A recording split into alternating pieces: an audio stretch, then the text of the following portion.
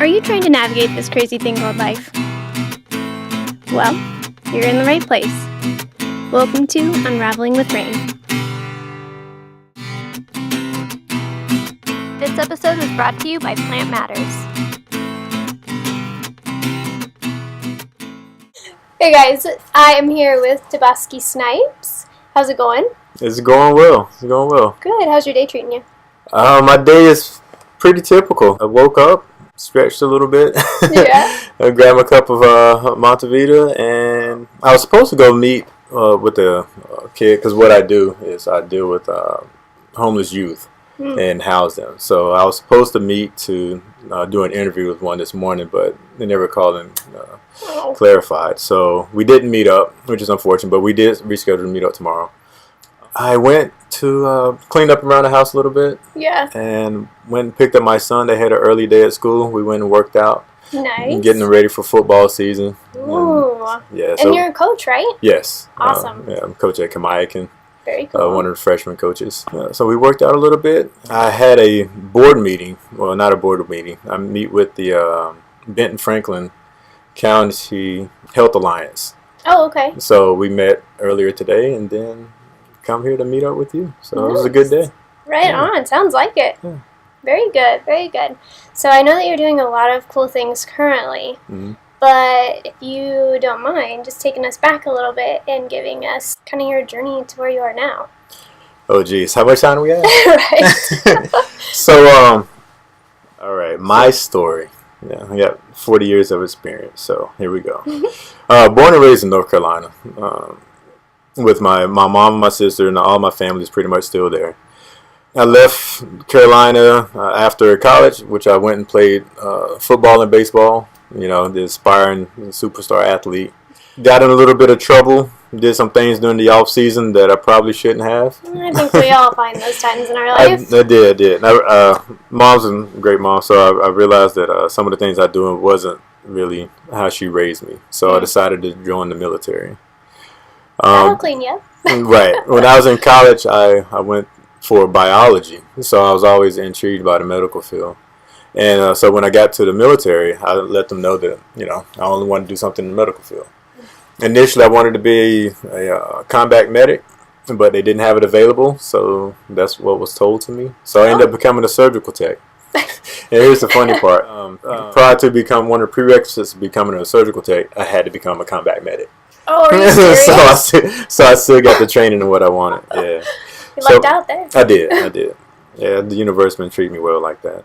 During that time, I had my daughter, got married, realized that my lower enlisted pay just wasn't going to, you know, sustain a marriage and a fatherhood. So yeah. I decided to do something different. At which time I looked into becoming a helicopter pilot. A warrant officer 3. I'm not sure how familiar you are with military ranks. Fill me in. All right. So in the military, you have your enlisted personnel. That's your E1, your young privates, all the way up to sergeant majors, and then everybody know about the officer ranks, the lieutenants, the colonels, and the generals, and all of that. Right. So and then that's like, I guess you could say, as far as the rank structure, the higher tier. And then in between that, you have warrant officers. We're like a hybrid of the two. So a majority of us come from the enlisted ranks, and then we switch over to the officer ranks. So that's where I sat. Okay. And truly the best of both worlds. So you went from medical to then a pilot. Right. Yep. That sounds like a lot to do in one life already. I tell you what, growing up in Burlington, North Carolina, it wasn't anything that I had on my bucket list. Yeah. But it worked out. The only time prior to actually becoming a pilot, I've seen 2 helicopters up close. One was when there was life support being provided for somebody in the community when I was younger, and the other was right before, after I got accepted to flight school. I went up and they had an air show. So I went up and got to touch the aircraft and sat down inside of, and that was it. That was my helicopter experience prior to going to flight school. That's crazy. Yeah. Wow. Right on. It all stemmed from I talk about this a lot. What my dad instilled in me in it's funny. I'll tell you a story. Like Talladega Nights. Have you seen the movie? Oh, yeah. Okay, cool. So this reference will work then. I remember him once telling me that, if there's something I wanted to do, do it. Mm-hmm. There's nothing that's going to stop me. Yeah. And here's the rationale behind it. If one person's ever done it, that's proof that it can be done. Exactly. If nobody's ever done it, then be the first to do it. So there's no excuse ever to not accomplish whatever it is that you're wanting to do. Yeah. And that's the message that I give to all of you. There's so listen up. No excuse. Exactly. I'm a no excuse type guy, and and it's just one of those things where even though if you can't do it right then, at least put a plan together for it if you really want it. Yeah. So that's how I ended up becoming a pilot. I wasn't intimidated by the prestige of it all, by the massive power of the helicopter up until I got in the aircraft. Okay. I don't know. You're way braver than me. Up until I got in the aircraft, and then I got a reality check. We were doing there's any aviators listening to this, standard traffic pattern. Everything was smooth. The weather was great. And then we went into some emergency procedures, and during the emergency procedures, one of them is where we do simulated engine failure. Oh. So we simulate having zero power, so we have to auto rotate to the ground. Well, on a normal helicopter descent, it's nice, constant. You can, regulate everything. You can process it all, and it feels great. Right. You're like, man, I'm the man. This is good stuff. Now, simulated engine failure is slightly different.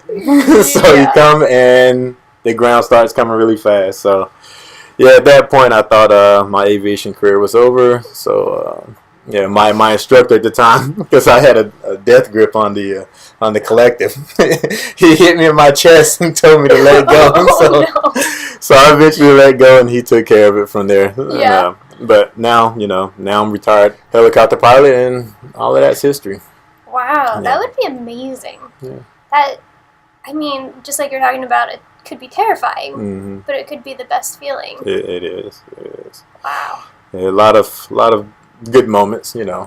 So, yeah. Nice. Ironically enough, flying in Iraq was probably the funnest times. I don't know if I consider that fun. Well, as far as like flying, it was because okay. When you're flying in the States, you have a lot of restrictions that you have to adhere to, and we adhere to them out there as well. But it's slightly different when you're out there in the open plain. So yeah, it's good times. Good times. I bet. Yeah. Right on. So where all did you go with the military? Went to basic in Fort Leonard Wood. Went to advanced training in San Antonio, Texas. More advanced training in Fort Gordon, Georgia, which is Augusta. And then first duty station was in New York, Fort Drum, New York. And went over to Fort Lewis, Washington, which is right around the corner. Went to Fort Stewart, Georgia. And then in between that time, I had my Iraq and Afghanistan deployments, then a couple of stints over in Germany. So Germany, very cool. Very cool. So how long were your deployments for? Averaged out to about a year. Some soldiers, did 15 months at a time. Fortunately, I never had to do that, so I was able to get back to the family. So a year sounds like long enough to be away to me, anyway. Yeah. Right on. Yeah. So yeah, I joined the service. That's what I did there. When I was in, I knew that. It was fun. I learned a lot. Met a lot of awesome people. Oh, I bet. A lot of good trainers, a lot of good skills. But there was just something inside that, after a period of time, just wasn't fueling that thing inside, So there was a period where I was stationed over in Washington, over Fort Lewis here. I felt like I hit a wall, where you're just trying to you've been doing the same thing for so long, and you're trying to figure out what's missing. You're trying to figure out who you are. At this time, I'm probably about 33 years old or something like that. And that's when I really realized I need to do some self-evaluation. By this time, a couple of divorces, a couple of deployments, a couple of family matters, things you had to go through.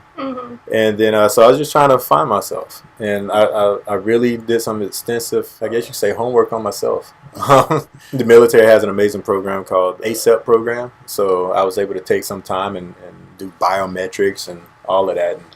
So what does that stand for, or what is that program? It's the Army Center for Excellence program. Oh, okay. Right. I think West Point is something that pioneered. You've heard of West Point. Yeah. But yeah, it's an awesome program. And that took some guts to really stand up and say that, hey, I need some assistance.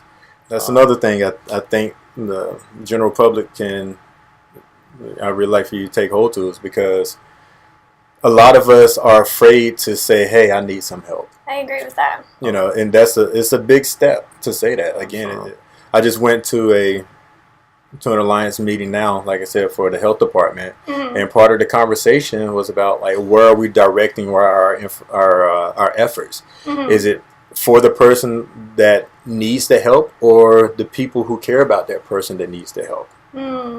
Because oftentimes that person, like myself, earlier on, will not go and ask for help. So it's important to reach out to people that care about them. Yeah. A lot of and when you think about that in most aspects of life, the individual, it's hard to admit something's off with them. Yeah. So a lot of times referrals are just that. It comes from, people get help by people referring them to a situation. So yeah, that's what I recommend everybody to take that self-evaluation. If you know somebody who needs something, speak up. So. Yeah, I think in my personal journey, that was probably the hardest part, was admitting, I need to seek other avenues to help myself. Right. Yeah. No matter what it is. And sometimes it doesn't have to be, anything as, drastic or dramatic as that. Sometimes you just want to get to that slightly better place in life, and you just, I can do it myself. And ultimately we never do it ourselves. Right. Just learn from those who've been there, right? Exactly. Like, bestow the knowledge on me so I can get through this time in my life. Absolutely. It's part of the reason why I'm here. I met up with some phenomenal people, and I just listened to them and trusted their guidance, and here I am, talking to Rayne. So. Right on. Yeah. So you're about 33, early 30s. Right. You're kind of trying to figure out, what's the next move? Where am I at? What do I need to work on? What was that process like for you? When I took that time to myself, it helps in so many different areas other than just occupation.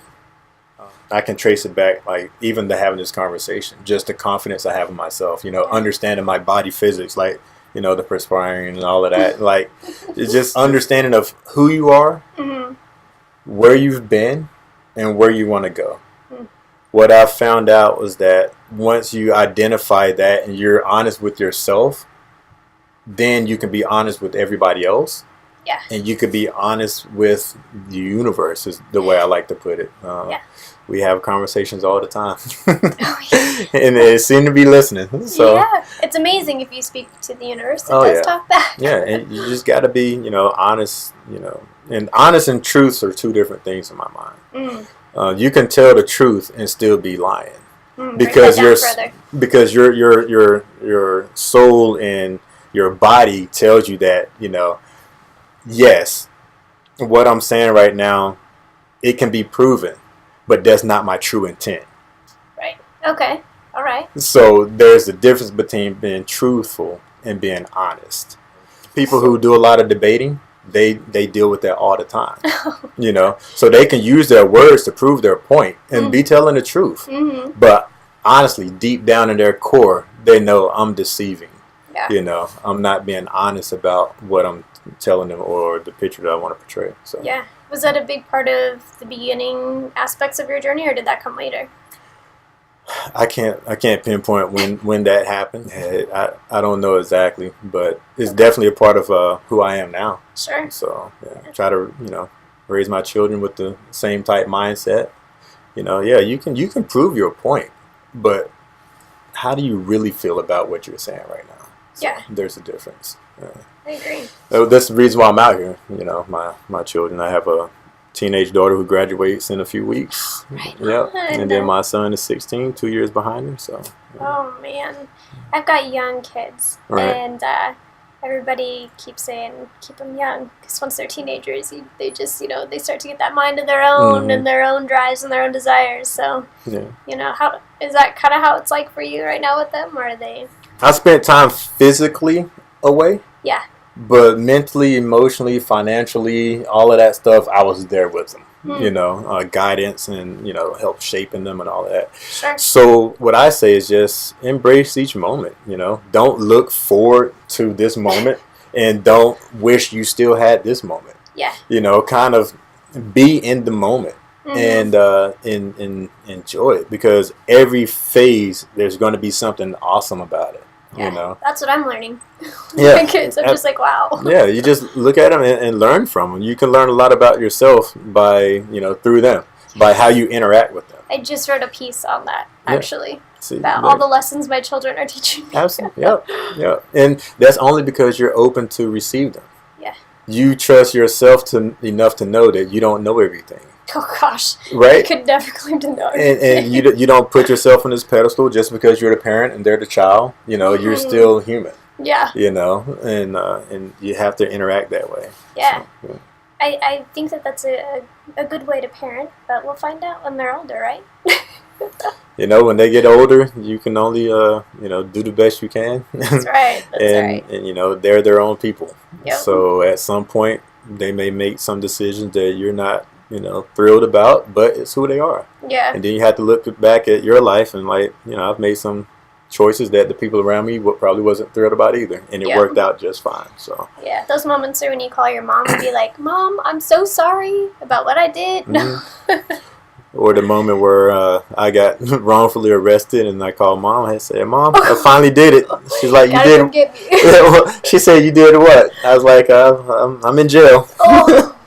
It was weird. It was one of those weird moments. I bet. Yeah. That would be a weird moment. So what happened after you started to, like, come to terms with you got a lot to evaluate within yourself and you're trying to make adjustments and kind of, it sounds like you're kind of describing this, like, void maybe, or was it more of, like, just something that you knew that you should be doing that you aren't? Or like I had no idea. To be taking? I just knew where I wasn't where I wanted to be for the rest of my days. Mm-hmm. That's all I knew. Yeah. And I just continued to surround myself with different people, take different avenues to start to figure out who I am and what it was that I want. Again, understanding my past and, like, okay, so this part shaped me. What do I like about it? Not what I physically did, but how did it make me feel when I did certain things? Because there's only, you know, so many types of actions that we can do as a human. Yeah. You know what I mean? We all can do the same actions, but it can make us feel a different way. During this journey, I really took hold to the actions that and the environments that made me feel like I'm doing something good for humanity. You know, and I really learned the power of my mind when I came back from my last deployment. And I had my children came with me. I, you know, was getting them for a month, and I was probably less than a month back. At that time, I was like, okay, I'm done with the military. You know, I'm just done. Yeah. So I was drained emotionally, drained physically, but then I was gonna have my kids for a month, and I was like, there's no way I'm gonna have them being around me in this emotional state. So I literally looked in the mirror, said a few choice words to myself, and made a declaration to the universe. I said, all right, world, you have 10 minutes of every day to make me feel some type of negative emotion. After that, I don't care what it is. I'm cutting you off and I'm moving on to something else. And now I'm at the point where I really can say that I don't remember the last time I had a bad day. Really? I've had some moments, you know, but then after I recognized what was going on, because I did that self-evaluation myself, understood where I was, understood what my body's telling me, I was able to say, nah, not today, not today. No. That's literally how I go about it, you know, and it's all you know, how you perceive it, a thought process. And once I realized that I have that power in my mind to do that, I can have bad moments, but to let it translate to a bad day or a bad week or bad month or bad year, then, you know, that's all on me. I'm happy to hear you say that, because the more I do self-work and the more I kind of reframe things and thoughts, it's exactly that. Like, my husband and I were having a conversation about something, and I can't remember how we got on the topic, but it came down to, you know, we only really have this one real struggle that we're chewing on right now, as far as, like, our household. And I got to thinking about that for a while, and I was like, wow, a year ago I probably would have been like, well, this is going wrong, and that's going wrong, and look at this and that over there. And I'm just like, whoa, that's so refreshing, you know? So it's good. I'm glad to hear you say that, because I keep thinking that it's just going to, like, the bottom's going to fall out. And I'm like, no, if I just keep working on myself, it'll all be okay. Oh, yeah. I had a conversation with a young lady last night after karaoke. Which I've been watching on Facebook. Well, I'm going to stop doing that then, because you need to watch in person. I know. I know. Crystal keeps inviting me out. You need to watch in person. One day. So, but yeah, so we were having a conversation, and I just reminded her. I was like, you feel like you're going through a lot. But guess what? You've already been through a lot. And the fact that we're having this conversation says that you persevered. Yeah. Whatever you're going through right now is not going to be any different. You're going to persevere through this, and 5 years from now, you probably won't even remember this moment. Right. So just take that mindset, knowing that you're going to push through it, and just do what you have to do. Yeah. You know, it's not that it's easy. It's not that it's hard. It's just you got to do what you got to do. Mm-hmm. You know, and based off what your goals are. Well, taking it one moment at a time. Yeah. And I understand, people dealing with depression and stuff, it's hard to see that those future moments. But if you, at that point, if you could reflect on the past and know that you've been through this and you've already survived some pretty tough stuff, you can then take the moment that you're in right there and just at least let that be a comforting moment. Yeah. To know that, okay, I don't know where the future is going to take me, but I know somehow I'll figure it out. Right. I think that's something powerful. You just have to take those steps until, you understand how to get out of this world what you want. Yeah. Yeah.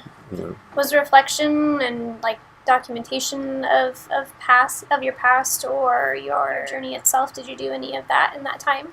Or you just kind of said, all right, here it is. 10 minutes, you get 10 minutes world, and then we're moving on.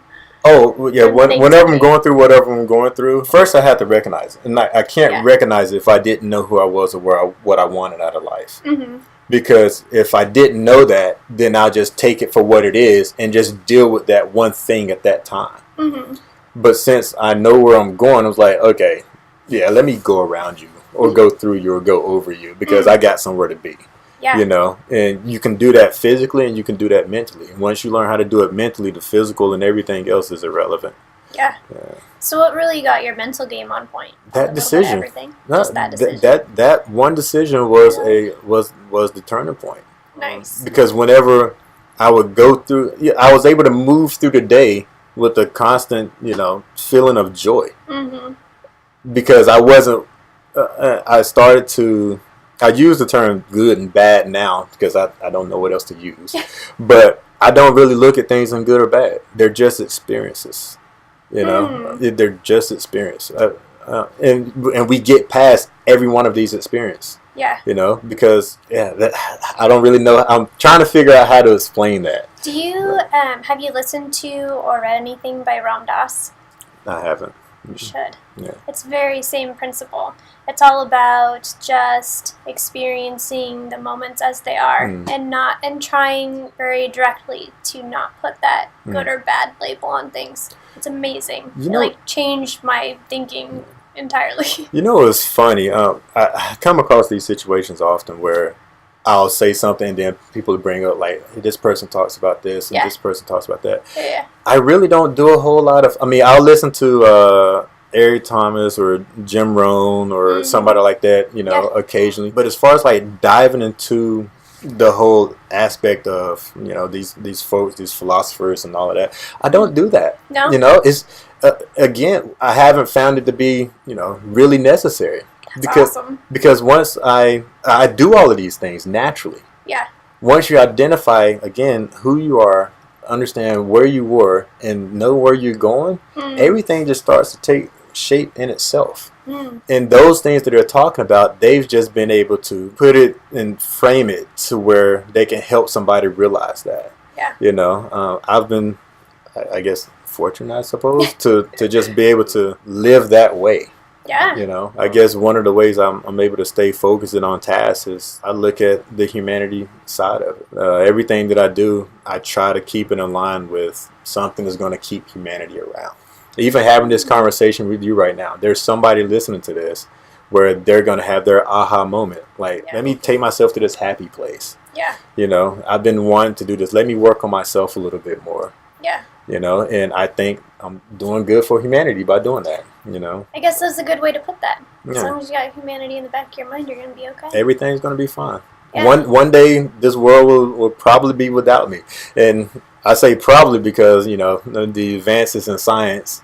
Right. But as of right now, everybody dies. Yeah. You know, and humanity and the world and everything will continue to go on. I won't notice the difference one way or the other. Right. So, but I know as far as my understanding, I have the option to be, you know, happy or sad, and I choose happy. Good choice. Yeah. Good choice.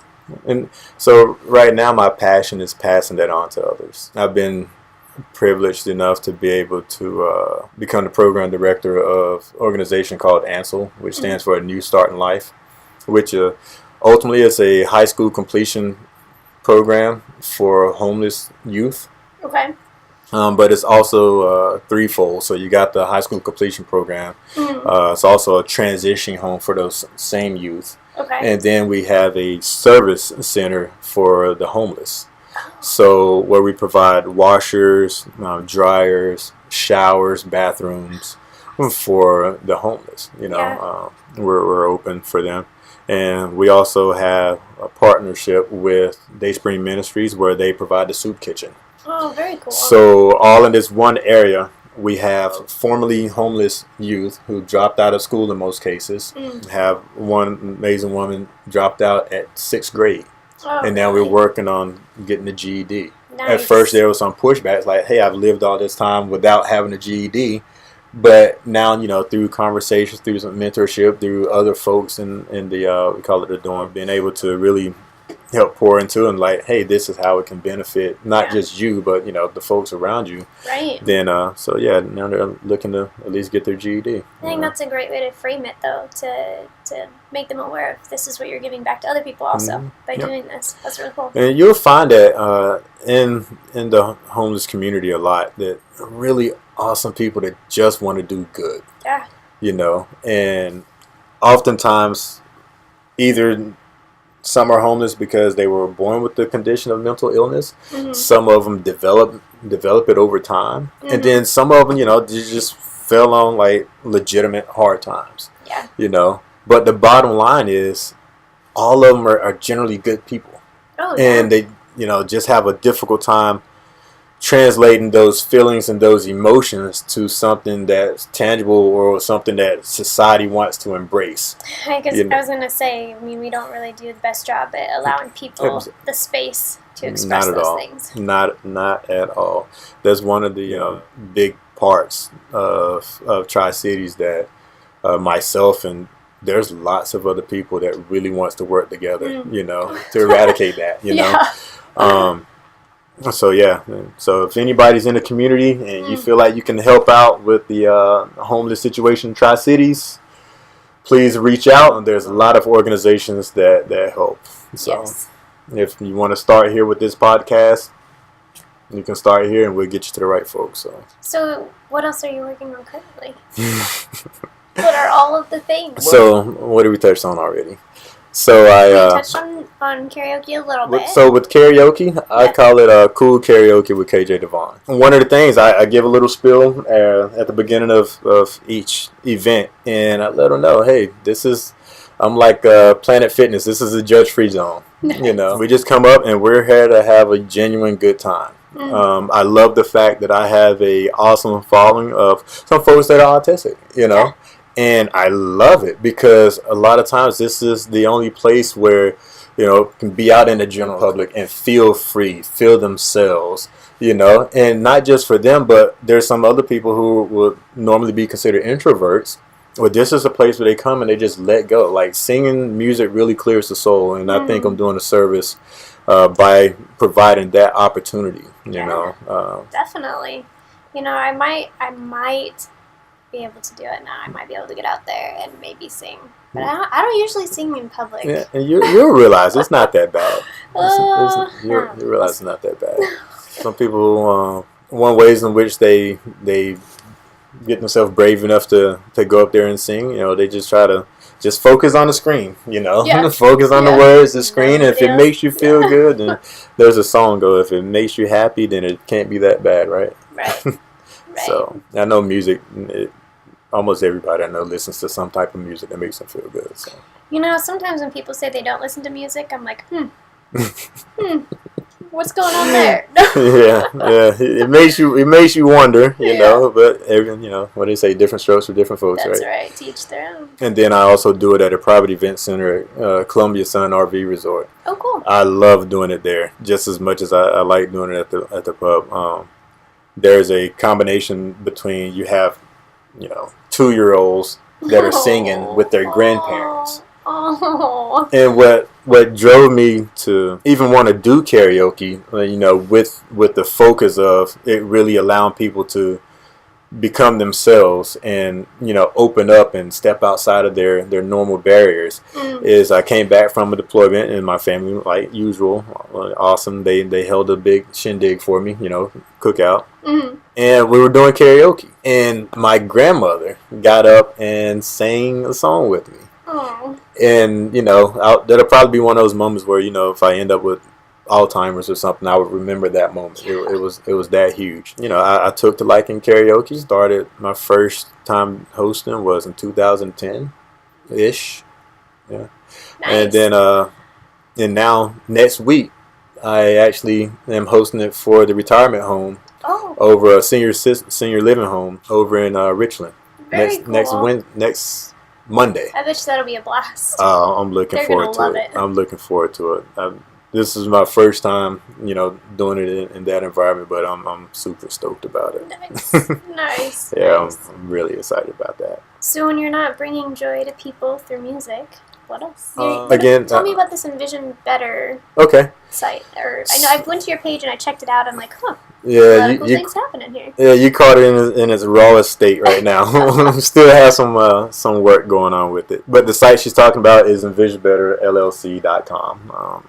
It's still some work as I continue to grow. For the longest time, I knew I wanted to do something with young fathers, where I wanted to just be a mentor to them, because I know I was a young father, 21 years old, when my daughter was born. I come across young men all the time that want to be involved in their children's lives, and sometimes the family situations don't allow it. There's a lot of barriers that come up. Sometimes there's legal barriers that come up for one reason or another. Yeah. So what I wanted to do was be that guidance and provide the resources for them and help position them to be able to be in their children's life, even if they can't physically be there. Because I know that once the child gets older, they still need to know that effort was there. Yeah. And so I didn't want to let some hard times put them in a position where they'll never have a good relationship with their children. Sure. So that's where it all started. That's where Envision Better started. Oh, okay. Yeah. Again, I bought the name a long time ago. Yeah. I knew at some point I'd use it. Mm-hmm. But yeah, so it's all encompassing of who Tobaski Snipes is. Yeah. Where I want to do something for the community. It's Envision Better Mind, Body, and Business. One of the things that I found out and realized is that you can't become your whole self unless you're whole in those 3 categories. You have to be whole mentally, and that's where it comes from, really, that self-evaluation, understand who you are, where you were, and where you want to go. Mm-hmm. Physically, if your body isn't right, then your mind isn't going to be right, because your mind's always going to be trying to fix your body or mentally cover up your body or or just adjust. So both of those have to be in balance. Yeah. And fortunately, unfortunately, however you want to look at it, it is what it is. It's not good or bad. It just is, right? It just is. That we have to have financial backing. Yeah. I know a lot of people say money isn't everything, but I've never traveled to another country without it. Right. So, and you'll be hard pressed to do that. So, get a mentor. You don't have to have just one. You don't have to have just one for everything. If you have many for a lot of different things, just understand that you don't know it all and reach out to those who have what you want or where you want to go. I found that extremely beneficial. Yeah, and that doesn't mean you have to subscribe to their lifestyle, to everything that they have. Yeah. You just take the parts of what they have, of what you want, and utilize it. Yeah. And do it. Yeah. The blueprint is there. So yeah, I did that. So that's the other part. So that's the business part. I think that's where we were. Yeah. Okay. The other part of the business is I'm a network marketer. I'm a professional network marketer. Okay. And I love saying that because I love the reaction that people give me. Oh, really? Yeah, because there's so many ways that people view network marketing. Yeah, and a lot of them aren't very good. Yeah, and it's only not good because most of the time it's due to ignorance, not understanding. Yeah. You're listening to the wrong people. Because the reality is that just as many people fail in the restaurant business as they do that. But if I was to say I was going to open up a restaurant business, people would be like, yeah, go for it. Hey, the failure rate is just so high. And you're losing tens of thousands of dollars in doing it. But the way society has set it up, is to where that, you want to look at network marketing in that light. But I absolutely love it. The reality is that it embodies everything that anybody in the business world claims that they want.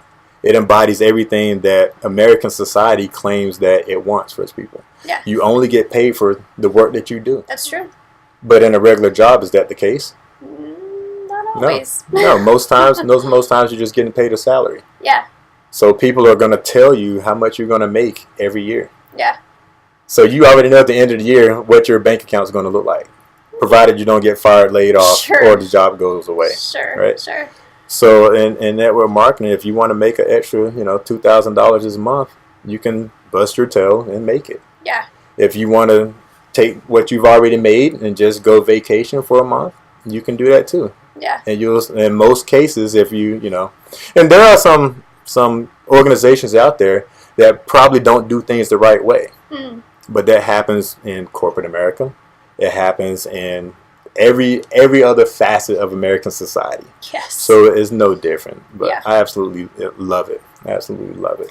Do you find the aspect of self-discipline with your schedule and such difficult? Because I know a lot of people do. I don't. And the reason why is because everything I've been fortunate enough to set my life up to, everything that I do is truly things that I love doing. Yeah. I mean, typically on a typical day, I wake up at 5:15, 5:30 with no alarm clock. After going to bed at 2 after hosting karaoke. You know what I mean? Because I know I have stuff that I want to get done that next day. Yeah. It's just there's memes that go out there. It says no alarm clock needed. My passion wakes me. And that's a reality for me. Yep. Yeah.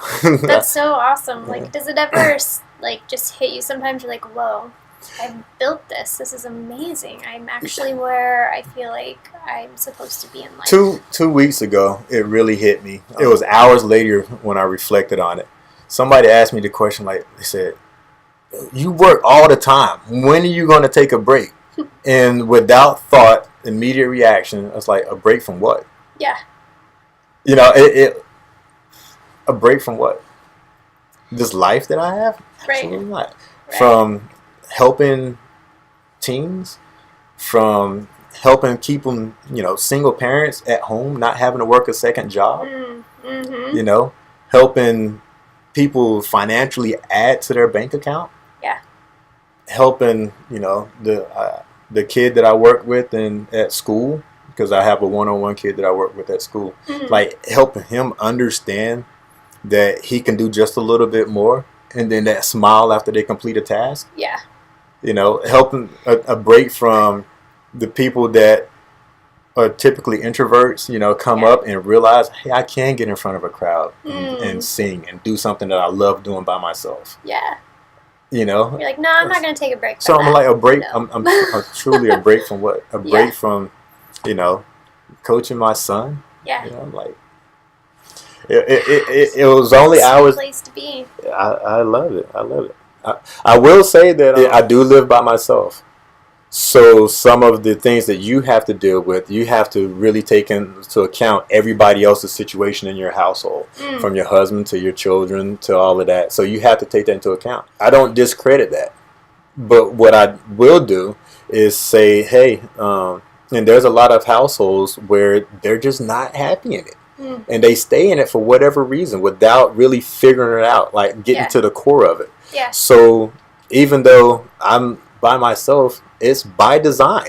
Because I understand that, you know, I'm not in a position where I want to deal with all of that. Sure, you know? yeah, no, So it's a lot to take on. You have to understand, you know, what you want and where you want to go. You know, I'm sure if I had a significant other for a period of time, then I would figure that out too. Oh, yeah. Just like many couples do, just like you beautiful people do. You just weave it all together and it comes out beautiful. Exactly. There's no good or bad. It is what it is, and you figure it out. Mm-hmm. That's probably, if you ask my children what I say the most to them, it's probably figure it out. I could have the answer sometimes, but I have my answer. Yeah. You know, and mine might be slightly different from theirs. So like, figure it out. That's true. And they do it. They do so many awesome things. But. Yeah. Kids are great. They really are. They keep you on your toes. What else? What else? Is there anything else you want to chat about? You know, we're all here as one. I go on Facebook occasionally, and it's so crazy because you have people that you've had pretty good relationship with, and then they're single issue thinkers. So they let a single issue completely destroy the relationship. Yeah, you know, see it all the time. And again, I don't look at it as good or bad. It just is. I can't control them. Don't even attempt to. I don't even try to. Yeah. You know, just continue to move on. But it's just one of those things to where I try not to be single issue thinkers. There's more to people. There's a reason why you guys were friends in the first place. Yeah. You know, go back to those roots and hold on to that. Exactly. Social media is so amazing for some things, but it can be detrimental in other areas if you let it. If you let it, that's the key words. Yeah. I've gotten to the point now to where some of the things that I post, all the negative energy, they pretty much weed themselves out. Yeah. I don't have to delete or block anybody. Yeah. They just normally fade away. You know? One, Facebook will make them fade away, or they get tired of hearing the quote-unquote positive things that I post, and they'll fade themselves away. That's a strange thing. So, isn't that strange to you? It's strange to me that people are like, why are you posting about happy things all the time? Like, I don't know. Right. Because there's nothing else going on right now? I don't know. That's just the way I feel. I think when I'm having conversations, I really try to be conscious of, one, I make sure I'm honest and telling the truth with them. But I try to be conscious of when I was in that place to where I didn't think like I do now. You know? So... But you have to meet them where they're at. Right, right. That's a good way of putting it, So it's one of those things where when you're posting a lot of positive stuff, they're like, well, they can't really be that happy, you know? Yeah. Because they just can't see it from themselves. Yeah. And that's okay. Yeah. So if you're posting happy things and people are questioning, just keep doing you, and maybe they'll come around, maybe they don't. You know? It's up to them. Don't let nobody steal your vibe. Yeah. So. Yeah.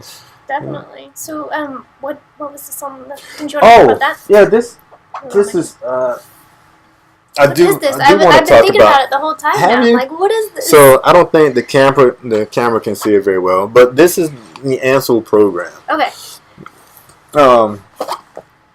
So this is the current layout. It's there. It's over there by Vista Way. It's the L-shaped building. It used to be a hotel.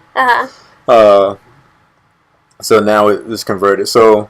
I'm going to start from, I guess, ROLMCC, which stands for River Life Metropolitan Community Church. Okay. They're the 501(c) that runs the program right now. Okay. So I'll start there, and then I'll just work my way around. That's the church where the congregation meets. Okay. Getman Hall, that's an old converted, remember this was a hotel, so that was where the restaurant was, the bar restaurant was.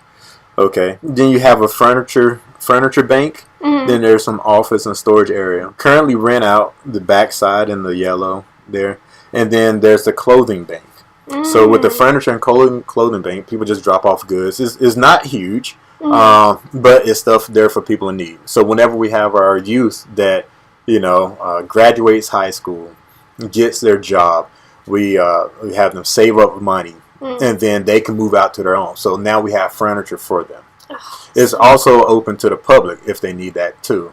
Just matter of fact, just the other day I helped somebody with the mattress and received the mattress. Oh, really? So it just keeps flowing through.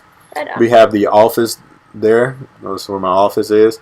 And Daystream, that's a soup kitchen. Okay. There's a cleaning company that rents out space from us, and then the office for Dayspring Ministries, and then there's a cupcake shop right there on the edge. So that's the way it is currently. Oh, okay. And this is just the first floor. So there's 2 stories to it. So the future of Ansel, where the church is, we can continue to have the church there if they decide to remain. But we also want to double it down as an event center. And this event center is just not going to be for my youth. It's going to be for the whole homeless community. Okay. And what I want to do there, instead of expecting, the people that have been living in these situations for so long to reach out and go to organizations like we discussed before, they typically won't do that, right? We're going to have the organizations come to us and reach out to the community that way. Okay. All right. So I want to set that up to where it's very inviting. I want to start the kitchen that was there, the restaurant that was there. The idea is to get the restaurant up and running again, not just for the sake of feeding people and generating a little income, but the main focus of it is for the kids, the youth of Ansel. I always call them kids, about the same age as mine sometimes. But the youth of Ansel Hall. And the important thing is that this can be their first job. We have the opportunity to teach them about taxes, teach them about financing, teach them about just money in general. When you're working in a restaurant business, you have to learn about customer service, which is going to teach you a lot about yourself. Yeah.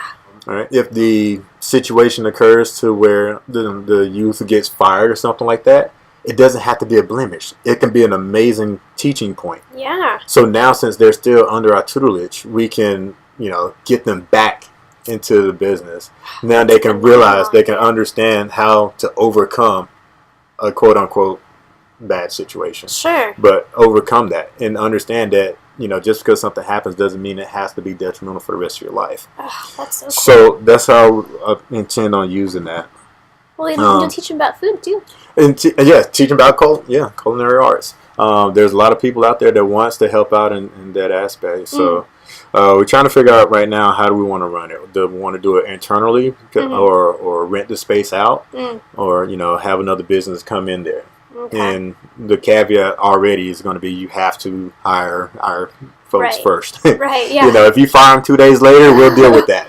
But they have to be given the opportunity. And then we'll continue to have the furniture bank and the clothing bank. So in the yellow, it's hard to see. Yeah, it's changed because instead of renting that out, a lot of times you can get the confidence and really instill a belief system if you can, again, like you said, I'll use your word, meet them where they're at. Yeah. So instead of just, having a place for them to live, to go back to school, which is awesome, but now we want to give them a place to, if they're into crafts, if they're into woodworks, if they're into computer technology, give them some powerful computers. If they're into music, give them a little studio and give them that opportunity to release, to be creative, to learn about themselves. Yeah. So that's hugely important in that process. Right.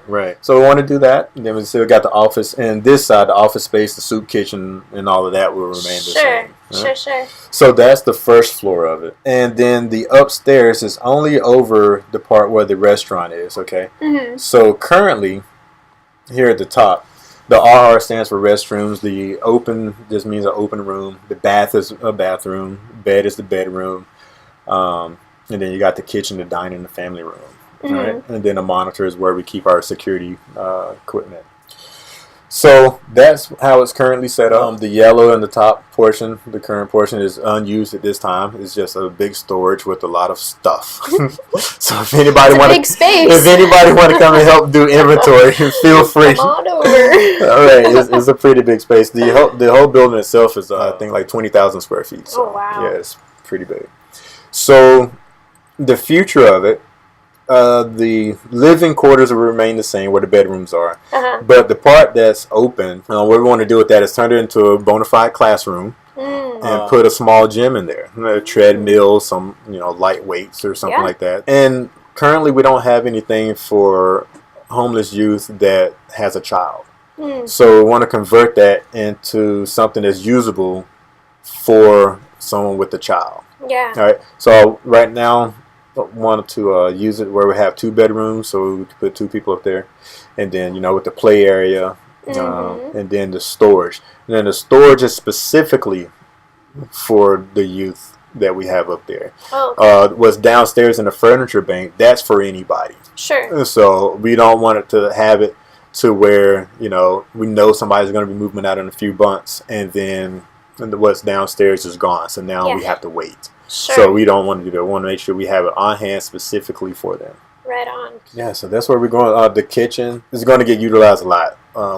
We had our first board meeting last Friday, and got an amazing team. Nice. It's exciting. Nice. A lot of them is good cooks. Oh yeah. We have one gentleman now, Mr. Roach. He's a heck of a baker. Is he? Yeah. Oh no. So he makes the best chocolate chip banana bread I've ever had in my life. Chocolate chip banana bread's already good. Yeah. Right on. So that's what you're moving towards now. That's what we're moving towards. Obviously, funding is one of the sticky points.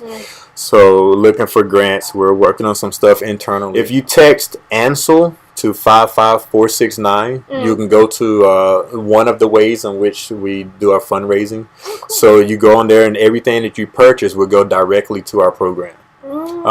We also have an Amazon Smile. It's all set up the same, just online store that you can go to as well. Perfect. Yeah. I would love to see that come to fruition. That's going to be a great setup. Yeah, it's already happened. We're just waiting on time to catch up. Yeah. Nice. Nice. Yeah. Well, we got a lot of people excited about it, so. I'm excited about it. I've just seen the outline. I'm thinking, man, think of all of the things that you can accomplish in lives that can be set on a different path. So that's awesome. Yeah, some of the partners and people that's willing and want to work with us, we're really taking a unique approach in how we do this. We've gotten to the point where I've created a partnership where we want to do some animal therapy, where kids work around horses. Yes. We have a lot of cool things in place. That's it's going to be pretty awesome. Doesn't sound like you've left any stone unturned. That's the idea. Again, different stuff for different folks. So I can't take what works for me and expect, it worked for these children. Kind of like when I was going through my own thing, trying to figure out, how I learned best. I realized, all of those years, my mid-30s, that I wasn't learning through my natural learning style. So, but I still made it that far, So, but we want to give them the ANSIL, a new start in life. So give them the best start that we can. So, I love that. Yeah. I love that. That's what we're looking for. Beautiful. Well, thank you so much for coming and sharing your story and keeping us posted on everything that you're working on. I definitely want to stay close to that project. It looks like we'll be here for a while. Good. Volunteers is what we predominantly utilize in order to make this thing work. Yeah. Both the soup kitchen, what we do. So, yeah. You got anybody want to lend a hand? Just come on down. I'm sure we can find something. And I'll send a few people. I'm sure we can find something. We're going to have an event. It's going to be open to the public where I'm going to do karaoke. Oh boy. Out there, so it's going to be like a little block party. Cool. So I'll let you know, and then you can post it out. So once we get everything solidified. Perfect. Awesome. So thanks for this. Is cool. Yeah. I like what you got going on. Thank you. It's really awesome. So. Thank you. Well, thanks for coming in. All right. Thanks for having me. Thank you all so much for listening. If you would like to help support Unraveling with Rayne, go to patreon.com/unravelingwithrayne. When you become a patron, you receive bonus content such as behind-the-scenes footage, along with other special content that you won't be able to find anywhere else. Music for Unraveling with Rayne was provided by Barefoot Randy.